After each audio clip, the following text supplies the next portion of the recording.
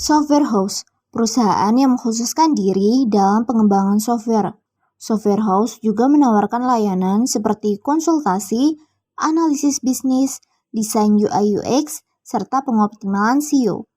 Lantas, mengapa kita butuh jasa Software House? Mengapa tidak membuat tim pengembangan sendiri atau bahkan menyewa freelancer? Ini dia 6 keuntungan terbesar ketika membeli jasa Software House.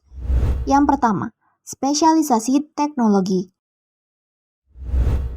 Setiap perusahaan pengembang web memiliki seperangkat teknologi yang digunakan perusahaan itu sendiri.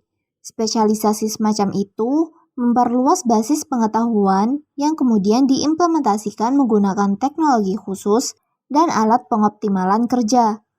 Sedangkan freelancer tidak mungkin mengetahui teknologi lain dengan cukup baik jika hanya berspesialisasi dalam satu jenis teknologi. Yang kedua, efisiensi, rancangan, metode, dan komunikasi. Software House bekerja di environment yang sangat terstruktur. Dalam implementasi proyek IT, sangat penting untuk menentukan persyaratan dan tujuan bisnis kita, menyiapkan spesifikasi, dan menganalisis solusi. Masing-masing langkah ini memiliki metode dan prosedurnya sendiri. Hal ini akan meningkatkan efisiensi serta memberikan alur kerja yang mudah antara banyak orang dan proyek yang kompleks. 3. Kualitas implementasi. Software House berfokus pada pekerjaan pemrograman. Maka dari itu, mereka dapat mengembangkan proses implementasi kerja yang efektif dan mendelegasikan spesialis terbaik untuk pekerjaan itu.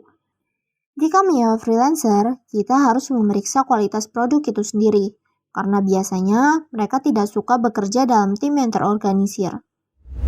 Yang keempat, menyeimbangkan kontrol dan fleksibilitas anggaran. Kerjasama dengan software house dengan anggaran tetap memungkinkan kita untuk mengontrol biaya implementasi proyek.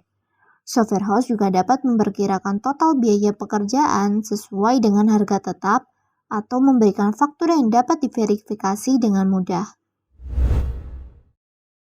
5. Hemat waktu.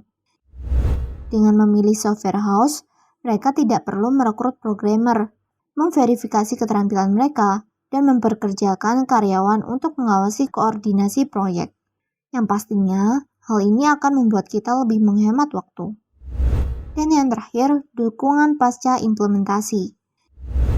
Terlepas dari pengujian extensive testing dan langkah-langkah quality control sebelum selesai, penting untuk memantau situs web yang baru diimplementasikan setidaknya selama beberapa minggu setelah peluncuran awal.